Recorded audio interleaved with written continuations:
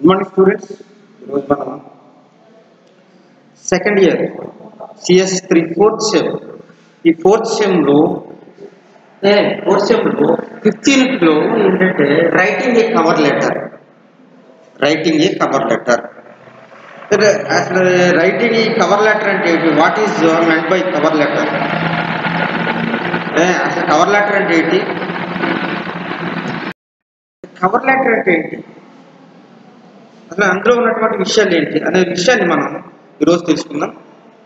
అయితే writing a cover letter, ఇంతకుముందు మనం CV curriculum meter, resume curriculum meter రాసి తెలుసుకున్నాం. వాటి గురించి రెజ్యూమ్ అంటే ఏంటి, కరికులం మీటర్ అంటే ఏంటి, రెజ్యూమ్ అంటే ఎలా ఉంటుంది, కరికులం మీటర్ అంటే ఏ విధంగా ఉంటుంది, ఇవన్నీ కూడా ఇంత ప్రీవియస్ లెసన్ ఆల్రెడీ మనం తెలుసుకున్నాం. అయితే ఈరోజు వాటికి సంబంధించినది ఏంటి, CV ఆర్ రెజ్యూమ్కి సంబంధించినది కూడా ఇది. దాని కనెక్షన్ ఇది ఏది, రైటింగ్ ఏ కవర్ లెటర్. ఈ writing a cover letter resume కానీ కరికులం మీటర్తో కూడా పంపించాలి. ఎలాగే రెజ్యూమ్తో కానీ లేకపోతే కరికులం మీటర్తో కానీ పంపించే లెటర్నే ఏమన్నారంటే రైటింగ్ ఏ కవర్ లెటర్ అన్నారు. అంటే మనం రెజ్యూమ్ పంపించాలా, రెజ్యూమ్తో పాటు కవరింగ్ లెటర్ కూడా పంపించాలి, మనం ఇవ్వాల్సి ఉంటుంది. ఏదైనా మనం జాబ్కి వెళ్ళినప్పుడు రెజ్యూమ్ ఇవ్వాలి, దాంతోపాటు ఏమి ఇవ్వాలి, కవరింగ్ లెటర్ కూడా ఇవ్వాలి. అందుకని ఏ విధంగా రాయాలి writing a covering letter, writing a cover letter, ఏ విధంగా ఈ కవర్ లెటర్ రాయాలి మనం అనే విషయాన్ని ఇప్పుడు మనం తెలుసుకుందాం. అయితే ఇక్కడ ఏం చెప్తున్నాడు చూడండి, after you finish writing your CV resume, కొన్ని రెజ్యూమ్ కానీ కరికులం మీటర్ కానీ రెజ్యూమ్ కానీ నువ్వు రాసిన తర్వాత ఫినిష్ అయిన తర్వాత you should send it along with a cover letter. దాంతో పాటుగా మనం ఏం పంపించాలి, కవర్ లెటర్ పంపించాలి. అంటే ఆఫ్టర్ కంప్లీట్ దాన్ని ఫినిష్ చేసిన తర్వాత రెజ్యూమ్ కానీ CV means curriculum meter, resume కానీ CV కానీ కంప్లీట్ చేసిన తర్వాత ఫినిష్ చేసిన తర్వాత నువ్వేం చేయాలి, దాంతో పాటుగా అంటే ఈ రెజ్యూము లేతే కరికులం మీటర్తో పాటుగా మనం ఏం పంపించాలంట, కవర్ లెటర్ పంపించాలి. దాంతో పాటు కవర్ లెటర్ ఎందుకు పంపించాలి చూస్తే, ఈ cover letter is a letter which accompanies the CV or resume. CV or రెజ్యూమ్కి అది ఒక కంపెనీ తోడుగా ఉంటుంది అనమాట. అంటే అందులో కూడా మీకు సంబంధించిన విషయాలు ఎలాబరేట్గా ఉంటాయి, ఉంటాయి. దేంట్లోనూ ఈ కవర్ లెటర్లో ఇంకా డీటెయిల్స్ ఉంటాయి. అంటే ఇక్కడ ఏంటి, cover letter is a letter which accompanies the CV or resume. CV కానీ రెజ్యూమ్కి అది ఒక తోడుగా ఉండేటటువంటిది, అనుబంధంగా ఉండేటువంటిది. ఏది, ఈ కవర్ లెటర్ ఒక అనుబంధంగా ఉంటుంది దానికి. అంటే రెజ్యూమ్కి CVకి కనెక్షన్ అనమాట, అది దానికి కనెక్టివిటీ ఉంటుంది కవర్ లెటర్. అందుకని ఇక్కడ ఏం చెప్తున్నాడు, ఈ cover letter is a letter which accompanies the cover resume what is the need of cover resume దానికి కంపెనీ. తర్వాత ఏంటంటే what is the need of cover letter. అసలు కవర్ లెటర్ యొక్క అవసరం ఏంటి, ఇది మనకి ఇంపార్టెంట్. కవర్ లెటర్ యొక్క అవసరం ఏంటి, దాని ఉద్దేశం ఏంటి, కవర్ లెటర్ యొక్క ఉద్దేశం ఏంటి, దాని అవసరం ఏంటి అనే విషయాన్ని మనం తెలుసుకుందాం. ఇక్కడ ఏం చెప్తున్నానంటే what is the need of A cover letter. అసలు కవర్ లెటర్ యొక్క అవసరం ఏంటి, దాని నీడ్ ఏంటి, దాని అవసరం ఏంటి అని చూసినట్లయితే ఏం చెప్తాను, the cover letter informs you and prospectus employer that you are aware of the needs and requirements and you have the required skills and knowledge. అయితే ఈ కవర్ లెటర్ ఏంటి, కవర్ లెటర్లో ఏముంటుంది, the cover letter informs your prospectus. నీ యొక్క prospect ఏంటి, అసలు నువ్వు ఏ విధంగా ఆ స్టడీలో కానీ అనేక విషయాల్లో నువ్వు ఏ విధంగా అభివృద్ధి చెందావు, ఏ విధంగా ఉంది నీ యొక్క ఎక్స్పీరియన్స్, నీ టాలెంట్ ఏంటి అనే విషయాన్ని ఈ ప్రాస్పెక్ట్స్ అంటే ఈ కవర్ లెటర్ ద్వారాగా తెలుస్తుంది. ఈ విషయాన్ని ఎలా తెలుస్తుంది? కవర్ లెటర్ ద్వారా తెలుస్తుంది. అండ్ ఆ prospect employees that you are aware of their needs. అసలు దాంట్లో ఉన్నట్టు అవసరతలు ఏంటి,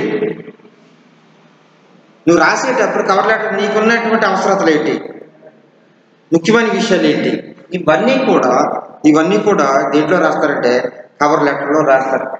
and their needs and requirements. నీ రిక్వైర్మెంట్స్ ఏంటి?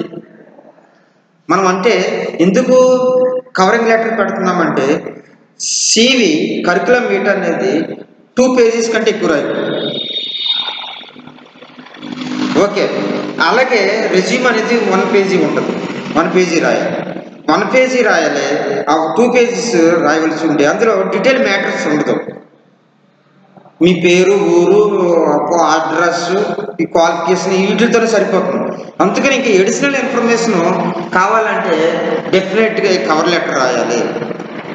అందుకే ఇక్కడ ఏంటంటే అందులో ఉన్నటువంటి రిక్వైర్మెంట్స్ ఏంటి, ఏ రిక్వైర్మెంట్స్ కావాలి, అవసరతలు ఏంటి, and you have the required skills.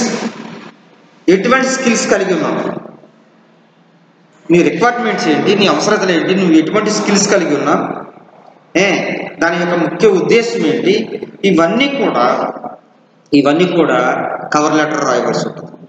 ఇది ఎడిషనల్ లెటర్ అనమాట. అంటే ఈ కవర్ లెటర్ దేంతో పాటు పంపించాలి? రెజ్యూమర్ సివితో పంపించవలసింది. రెజ్యూమర్ సివితో పంపించవలసిన విషయం కవర్ లెటర్ అన్నమాట. చూడండి అక్కడ ఇక్కడ ఏమంటున్నాడంటే, ఇక్కడ the cover letter informs your prospect. ఈ ప్రాస్పెక్ట్ గురించి తెలుస్తుంది, ఇన్ఫార్మ్ తెలుస్తుంది.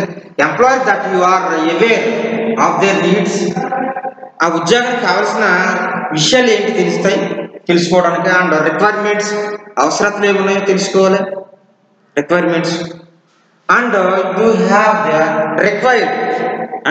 The required. నీకేం అవసరం కావాలి, అందులో ఏమేమి అవసరతలు కావాలి, జాబ్లో జాయిన్ అయ్యేటప్పుడు నీకు కావాల్సినటువంటి అవసరతలు ఏంటి, రిక్వైర్డ్ స్కిల్స్ అండ్ నాలెడ్జ్, దానికి సంబంధించిన నాలెడ్జ్, ఇవన్నీ కూడా ఈ కవర్ లెటర్లో రాయవలసి ఉంటుంది.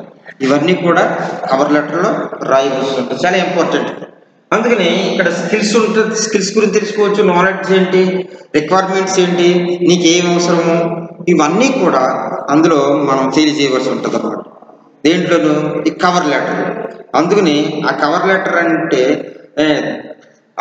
సివి ఆ రెజ్యూమ్కి అనుసంధానం అనమాట, దాని కనెక్టివిటీ అనమాట. ఇక్కడ ఏం చెప్తాము చూడండి, ఇక్కడ requirement, skills and knowledge. More of you should let the employer know that you are interested in the working with them.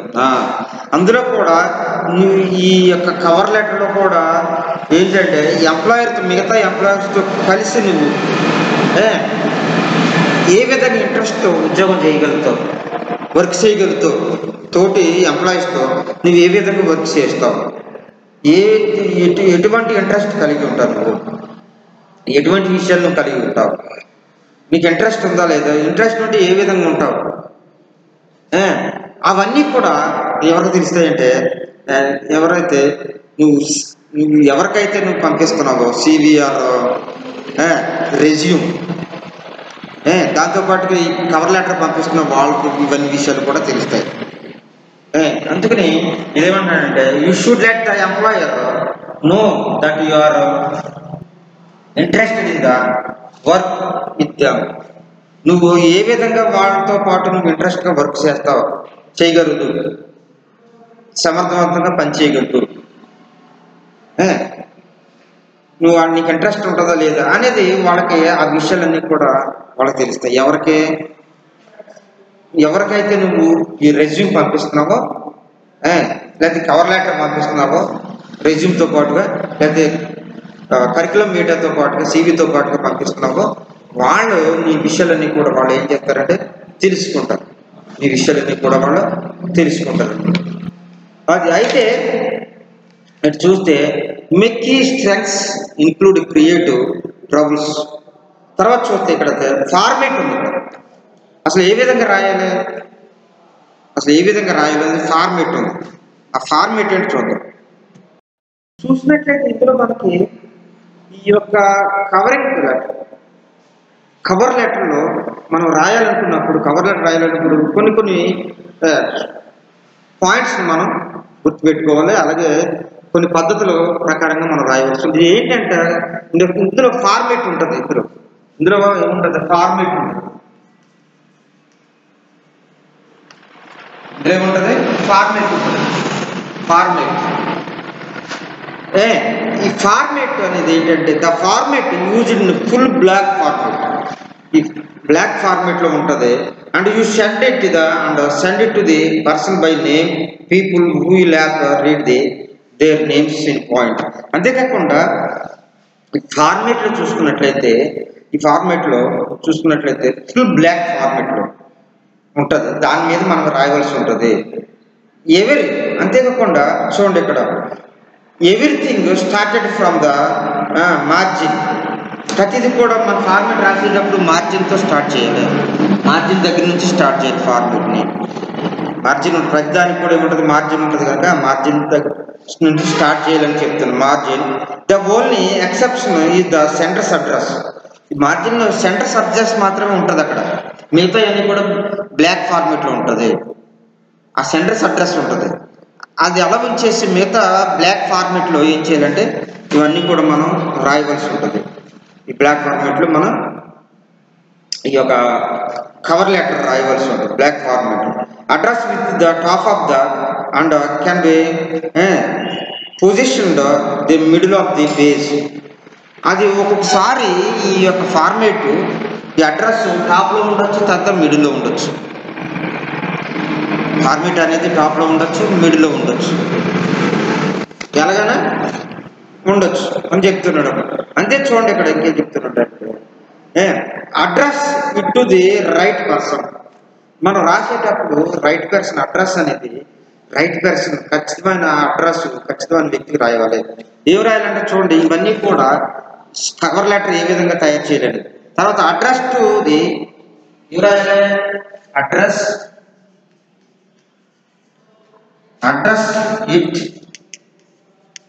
it to the right person.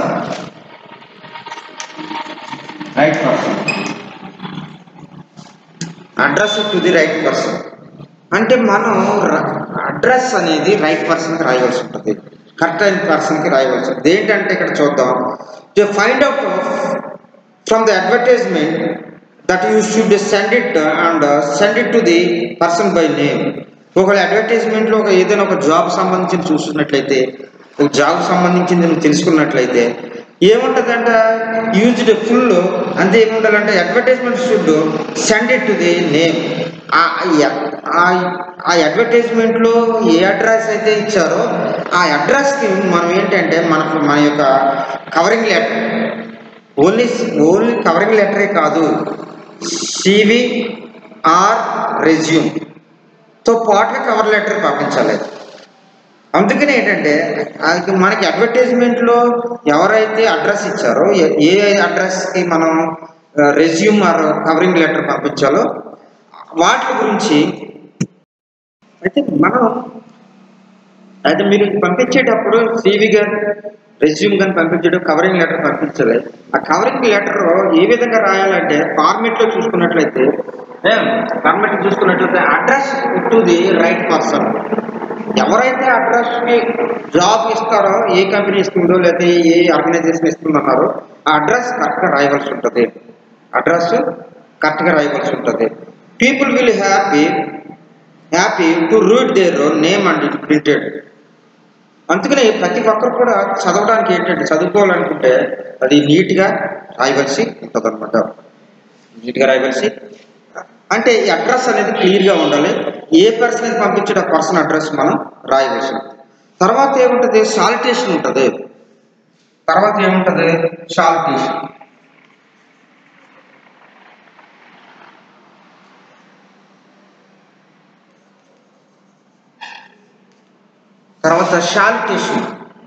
ఈ షాల్టేషన్ అంటే address always address the person by name if you know his name.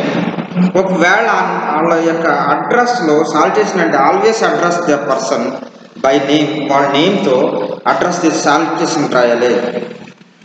వాళ్ళని గౌరవిస్తూ sir, dear sirs, madam అని వాళ్ళకి గౌరవిస్తూ ఏం చేయాలంటే ఈ సాల్యుటేషన్ రాయాలి.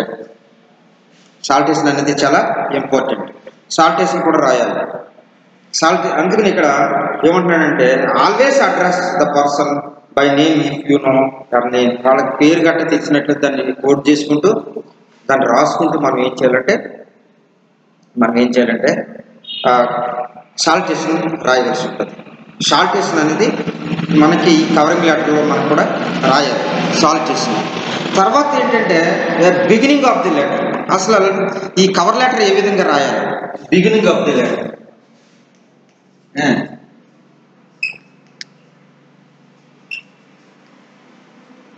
Beginning of the letter.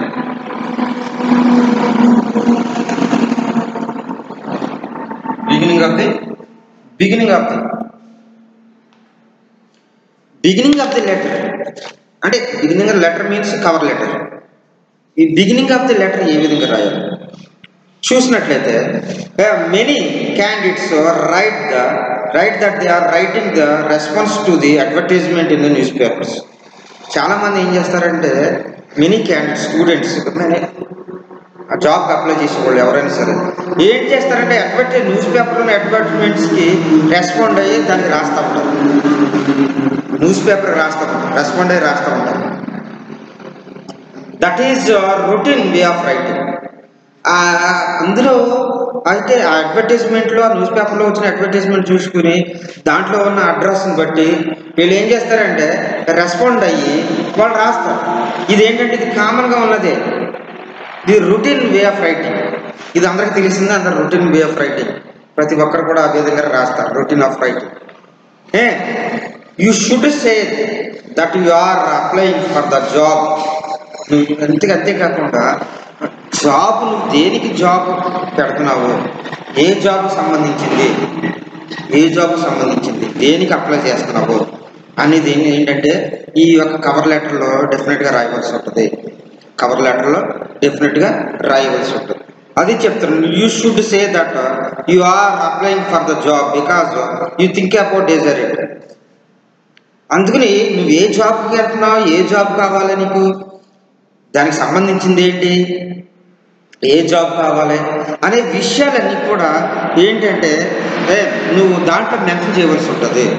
ఇందులో ఈ కవర్ లెటర్లో మెన్షన్ చేయవలసి ఉంటుంది. యూ థింక్ డిజైర్ ఇట్, దాంట్లో మెన్షన్ చేయవలసి ఉంటుంది. అది నీ యొక్క కోరిక. అది అందులో మెన్షన్ చేస్తే ఆ మెన్షన్ చేసిన జాబ్ నీకు ఇస్తారనే ఒక డిజైర్ ఉంటుంది నీకు. అసలు నువ్వు ఏ జాబ్కి వెళ్తావు నువ్వు మెన్షన్ చేయలేదు అనుకోండి, కవర్ లెటర్లో మెన్షన్ చేయనప్పుడు ఏమవుతుంది, వాళ్ళు ఏమి ఇస్తే అది నువ్వు తీసుకోవాలి. నీ క్వాలిఫికేషన్ తగ్గ పోస్టు ఇస్తారనేది మాత్రం అనుకోకూడదు. ఎందుకంటే నువ్వు అక్కడ మెన్షన్ చేయలేదు. నీ క్వాలిఫికేషన్ తగ్గటువంటి జాబ్ నువ్వు అక్కడ మెన్షన్ చేయలేదు కనుక అప్పుడు అంటే వాళ్ళు ఇచ్చి నువ్వు తీసుకోవాలి. అప్పుడు నీకు ఆ జాబ్ వస్తుందా అనేది నీకు గ్యారెంటీ ఉంది. అందుకని నువ్వు డిజైర్ అనుకుంటే నువ్వు ఏంటంటే నువ్వు should mention the you should apply the job. ఏ జాబ్కి అప్లై చేస్తున్నావు, ఏ జాబ్ నీకు కావాలి అనేది చాలా క్లియర్గా రాయవలసి ఉంటుంది. నువ్వు క్లియర్గా రాయవలసి ఉంటుంది. అదేకుండా job because you think desire it, then you show your confidence. దాన్ని కోరిక కలిగి ఉంటుంది ఆ ఉద్యోగం వస్తుందని. నువ్వు రాసా కనుక, నువ్వు అప్లై చేసావు కనుక, ఫలానా జాబ్ అని అప్లై చేసావు కనుక ఆ జాబ్ నాకు వస్తుందని ఒక డిజైర్ ఉంటుంది, నీకు కోరిక ఉంటుంది. అంతేకాకుండా కోరికే కాకుండా ద షో యువర్ కాన్ఫిడెన్స్, ఒక కాన్ఫిడెన్స్ కలిగి ఉంటారు. అందుకని ఏంటంటే ఏం రాయాలంటే బిగినింగ్ ఆఫ్ ఎ లెటర్. ఈ లెటర్లో ఇవన్నీ రాయవలసి ఉంటుంది. బిగినింగ్ ఆఫ్ లెటర్ నువ్వు ఏం రాయాలి, డెఫినెట్గా ఏ జాబ్ కావాలంటే ఆ జాబ్ డెఫినెట్గా అప్లై చేయవలసి ఉంటుంది. అది నీకు డిజైర్, నీ కోరిక. అంతేకాకుండా అది నీకేంటంటే అది నీకు కాన్ఫిడెన్స్ కలిగిస్తుంది, అది నీ కోరిక. అందుకని ఒక కాన్ఫిడెన్స్ ఉంటుంది అన్నమాట. కాన్ఫిడెన్స్ ఉంటుంది. అందుకని నువ్వేంటంటే నువ్వు చాలా జాగ్రత్తగా ఏం చేయాలి, నువ్వు ఏ జాబ్కి అప్లై చేస్తున్నావు అనేది నువ్వు డెఫినెట్గా రాయవలసి ఉంటుంది. అంటే you should draw the attention of the HRD manager the importance of CV. ఒకవేళ ఇక్కడ కొన్ని ఎగ్జాంపుల్ హెచ్ఆర్డి మేనేజర్ అనుకో, ఆ హెచ్ఆర్డి మేనేజర్కి నువ్వేం రాస్తావంటే pieces of information of CV resume. ఆ హెచ్ఆర్డి మేనేజర్కి నువ్వేం చేస్తావంటే నీకేం కావాలి, నీకేంటి ముఖ్యమైన విషయం, నీకు ఏ జాబు అనేది నువ్వు అందులో మెన్షన్ చేయవలసి ఉంటుంది.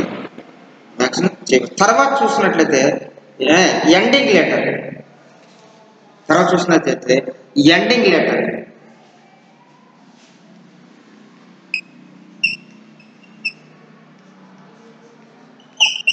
తర్వాత చూసినట్లయితే ఎండింగ్ లెటర్. తర్వాత చూసినట్లయితే ఎండింగ్ లెటర్. ఎండింగ్లో అసలు ఏమి రాయాలి ఎండింగ్ లెటర్. సపోజ్ నువ్వు హెచ్ఆర్డీకి రాసానుకుంటు, don't ask the HRD manager to give you job as we started early. మనం సివి రాయకుండా, సివి కానీ రెజ్యూమ్ కానీ కవరింగ్ లెటర్ రాయకుండా నువ్వు డైరెక్ట్గా వెళ్ళి నాకు పలానా జాబ్ కావాలని అడగకూడదు. మనం డైరెక్ట్గా వెళ్ళి మనకి ఈ జాబ్ నాకు కావాలి ఇస్తారా అని అడగకూడదు. ముందే ఉండాలి, ఏముండాలంటే జాబ్కి అప్లై చేసే ముందు నీ సివి ఉండాలి, నీ రెజ్యూమ్ ఉండాలి, లేకపోతే కరికులం ఉండాలి, అలాగే దాంతోపాటుగా ఏముండాలి, కవరింగ్ లెటర్ ఉండాలి. మనం డైరెక్ట్గా ఎవరిని కూడా వెళ్ళి జాబ్ ఇమ్మని అడగలేదు. అడిగినా వాళ్ళు ఏం చేస్తారంటే వాళ్ళు నీ డేటా రాయమంటారు, బయోడేటా ఇమ్మంటారు, నీ రెజ్యూమ్ ఇమ్మంటారు. దాన్ని బట్టి వాళ్ళు ఏంటంటే ఆ జాబ్ ఇచ్చేది లేదనేది దాన్ని బట్టి తెలుసుకుంటారు. ఓకేనా? అంటే severe resume will not get you A job, it can get the interview for the job. ఒకవేళ నువ్వు సివి కానీ రెజ్యూమ్ దాంతోపాటుగా కవర్ లెటర్ ఇచ్చినామంటే నువ్వు జాబ్ వస్తుందని గ్యారెంటీ లేదు. కాకపోతే ఏంటంటే నువ్వు you have to face the interview. నువ్వు ఇంటర్వ్యూ కూడా ఎదుర్కోవాలి, ఇంటర్వ్యూ పాల్గొనాలి. ఆ ఇంటర్వ్యూలో వాడు అడిగిన క్వశ్చన్స్కి నువ్వు ఏ జాబ్కి అయితే అప్లై చేసావో దాంట్లో ఉన్న కొన్ని విషయాల్ని వాళ్ళు ఏం చేస్తారంటే నీ ఇంటర్వ్యూలో అడుగుతారు. ఆ ఇంటర్వ్యూలో అడిగినప్పుడు వాళ్ళు ఏం చేస్తారు, అప్పుడు ఆ ఇంటర్వ్యూలో అడిగినప్పుడు వాళ్ళకి సాటిస్ఫాక్షన్ కలిగించే విధంగా నువ్వు సమాధానం చెప్పాల్సి ఉంటుంది. సాటిస్ఫాక్షన్ అయ్యేటట్లుగా వాళ్ళు నువ్వేం చేయాలంటే వాళ్ళకి ఏం కావాలి, వాళ్ళకి ఆన్సర్ కావాలి. నువ్వు చెప్పే వాళ్ళు వేసే క్వశ్చన్కి వాళ్ళకి ఆన్సర్ కావాలి, సాటిస్ఫాక్షన్ ఆన్సర్ కావాలి. అందుకని కేవలం రెజ్యూమ్ లేదా సివి ఈ కవరింగ్ లెటర్ పెట్టేసి జాబ్ వస్తుందని కానీ ఏంటంటే నువ్వేం చేయాలంటే ఇంటర్వ్యూ కూడా ఫేస్ చేయాలి. It can get the interview కూడా ఫేస్ చేయవలసి ఉంటుంది. End your letter on a note of confidence. నీ లెటర్ చూసి వాళ్ళు ఏంటంటే ఒక కాన్ఫిడెన్స్ కలిగి ఉండాలి. ఆ లెటర్లో రాసిన లెటర్ ఏమంటే కాన్ఫిడెన్స్తో కూడుకున్నటువంటి లెటర్ అంటే ఆ విధంగా రాస్తే ఏమవుతుందంటే, ఆ విధంగా రాస్తే వాళ్ళు జాబ్ రావడానికి ఇంటర్వ్యూ ఫేస్ చేస్తావు, నీ డేటా ఉంటుంది, జాబ్ రావడానికి ఆస్కారం ఉంటుంది అన్నమాట. End your letter on note on confidence. Complementary close. తర్వాత ఏముంటుందంటే కాంప్లిమెంటరీ క్లోజ్.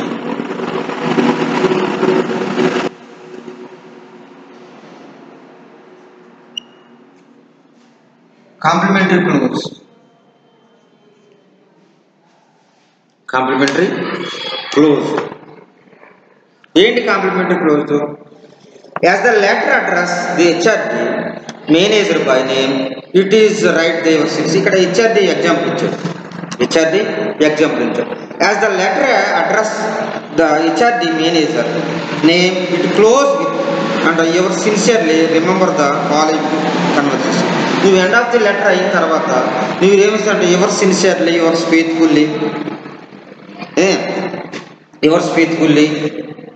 యువర్స్ ఒబిడియంట్లీ, ఇవి రెస్పెక్ట్ఫుల్గా రాయవలసి ఉంటుంది.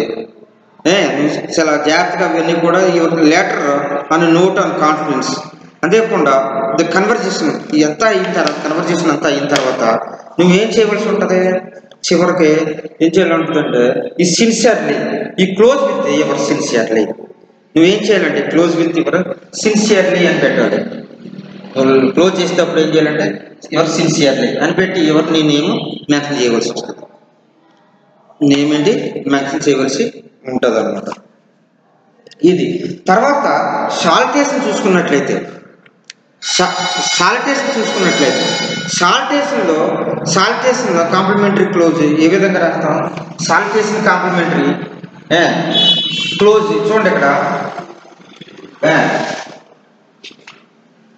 చూడండి ఇక్కడ salutation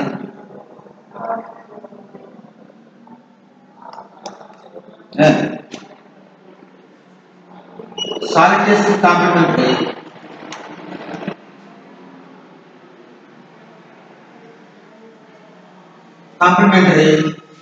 close. Salutation complimentary close చూసుకున్నట్లయితే చూడండి ఇక్కడ dear sir madam, dear sir madam ఏం రాయాలి అక్కడ? యువర్స్ ఫెయిత్ఫుల్లీ అంటే సరిపోతుంది. ఏం రాయాలి? Yours faithfully, yours faithfully, yours faithfully అని రాస్తా.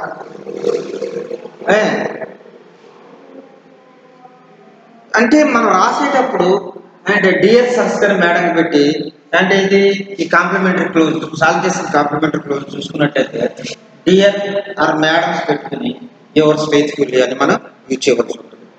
యువర్స్ ఫెయిత్ఫుల్లీ అని ఇంగ్లీష్. అంటే మనం కవర్ లెటర్ రాసేటప్పుడు, రైటింగ్ ఏ కవర్ లెటర్ రాసేటప్పుడు ఏముంటుందంటే address to the right person రాయవలసి ఉంటుంది. Address to the right person రాయవలసి ఉంటుంది. అలాగే సాలిటేషన్ రాయవలసి ఉంటుంది. బిగినింగ్ ఆఫ్ ద లెటర్ ఏ విధంగా రాయాలి అనేది మనం తెలుసుకున్నాం. అలాగే ఎండింగ్ లెటర్ ఎండింగ్ వచ్చేటప్పుడు ఏ విధంగా రాయాలి, అలాగే కాంప్లిమెంటరీ క్లోజ్ ఏ విధంగా కాంప్లిమెంటరీ క్లోజ్ రాయాలి, ఏ విధంగా రాయవలసి ఉంటుంది, ఇవన్నీ కూడా మనం క్లియర్గా తెలుసుకున్నాం. అంటే కవర్ లెటర్ రాసేటప్పుడు ఇవన్నీ మనం తీసుకోవాలి. ఇవన్నీ కూడా పరిగణలోకి తీసుకుని యాజ్ పర్ రూల్స్ ప్రకారం చూసుకుని ఇవన్నీ కూడా మనం ఏం చేయాలంటే మనం ఈ యొక్క కవర్ లెటర్ని మనం రాయవలసి ఉంటుంది. అంటే కేవలం కవర్ లెటర్ రెజ్యూమ్ కరికులం మీటర్తో కాకుండా కవర్ లెటర్ కూడా ఏం చేయాలంటే మనం పంపించవలసి వస్తుంది. కవర్ లెటర్ కూడా మనం పంపించవలసి వస్తుంది. దాన్ని బేస్ చేసుకుని అంటే రెజ్యూమ్ లేక సివి బేస్ చేసుకుని ఈ కవర్ లెటర్ బేస్ చేసుకుని ఏంటంటే మనకు జాబ్ రావడం. కేవలం రెజ్యూమ్ ఇస్తే సరిపోదు, రెజ్యూమ్ కానీ సివి ఇస్తే సరిపోదు. కానీ ఒకసారి ఇంటర్వ్యూ కూడా మనం ఏం చేయవలసి ఉంటుంది అంటే ఇంటర్వ్యూ కూడా ఫేస్ చేయవలసి వస్తుంది. ఇంటర్వ్యూస్ ఫేస్ చేసినప్పుడు ఆ ఇంటర్వ్యూస్లో అడిగిన క్వశ్చన్కి మనం సమాధానం చెప్పాల్సి ఉంటుంది. అంటే ఈ సివిఆర్ రెజ్యూమ్తో పాటు కవర్ లెటర్ ఉంటుంది. అలాగే ఇంటర్వ్యూ కూడా ఆటోమేటిక్గా నువ్వు ఏంటంటే ఫేస్ చేయవలసి ఉంటుంది. ఆటోమేటిక్గా ఫేస్ చేయాలి. అలా ఫేస్ చేసిన తర్వాత వాళ్ళు నువ్వు ఇచ్చే ఇంటర్వ్యూలో నువ్వు చెప్పిన సమాధానం బట్టి వాళ్ళ సాటిస్ఫాక్షన్ అయితే వాళ్ళు ఏం చేస్తారంటే వాళ్ళు నీకు జాబ్ ఇవ్వడానికి ఆస్కారం ఉంటుంది. కేవలం నువ్వు రెజ్యూమ్ ఇచ్చాను, లేకపోతే సివి ఇచ్చాను, లేకపోతే దాంతోపాటు కవర్ లెటర్ ఇచ్చాను, ఆ ఇవ్వటం వల్ల నాకు జాబ్ వస్తుంది అని అనుకోకూడదు. దీంట్లో అంటే చెప్పే విషయాలు కూడా ఇందులో అందుకని ఏంటంటే నువ్వు ఏది రాసినప్పుడు నువ్వు కవర్ లెటర్ రాసేటప్పుడు ఇవన్నీ కూడా నువ్వు ఫాలో అవ్వాలి. ఇవన్నీ కూడా నువ్వు ఫాలో అయ్యి నువ్వేంటంటే నువ్వు కవర్ లెటర్ తయారు చేయాలి. అందుకని కవర్ లెటర్ అంటే ఈ క్లియర్గా ఉంటుంది. మీకు ఎగ్జామినేషన్ పాయింట్ ఆఫ్ వ్యూలో కూడా కవర్ లెటర్ రాయమని అడుగుతాడు.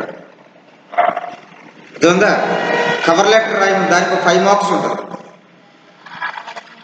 ప్లస్ 10 మార్క్స్ ఇస్తాడు. కవర్ లెటర్ కూడా పర్సనల్ లెటర్స్ అడుగుతాడు, దాంతోపాటు లెటర్స్ అడుగుతాడు. సెపరేట్గా వాడు ఏమిటంటే కవర్ లెటర్ ఎలా రాస్తారో అడుగుతాడు. దాన్ని బేస్ చేసుకుని మనం రాస్తే మనకి దగ్గర ఒక 10 మార్క్స్ రావడానికి ఉంటుంది. అందుకని మీరు జాగ్రత్తగా ఈ కవర్ లెటర్ అనేది కూడా తీసుకోవాలి. అంటే పర్సనల్ లెటర్ అడగచ్చు, తర్వాత అఫీషియల్ లెటర్ అడగచ్చు. దాంతోపాటుగా ఇది సెపరేట్గా ఈ కవర్ లెటర్ అడుగుతాడు. కవర్ లెటర్ పలానా జాబ్కి అప్లై చేస్తున్నాం, మీరు కవర్ లెటర్ రాయండి, ఏ విధంగా రాస్తారని అడుగుతాడు. అందుకని కవర్ లెటర్ కూడా మీరు జాగ్రత్తగా తీసుకుంటే మనకి మంచి మార్కులు రావడానికి ఆస్కారం. ఓకే, తర్వాత టాపిక్తో రేపు కలుసు, ఓకేనా? Thank you.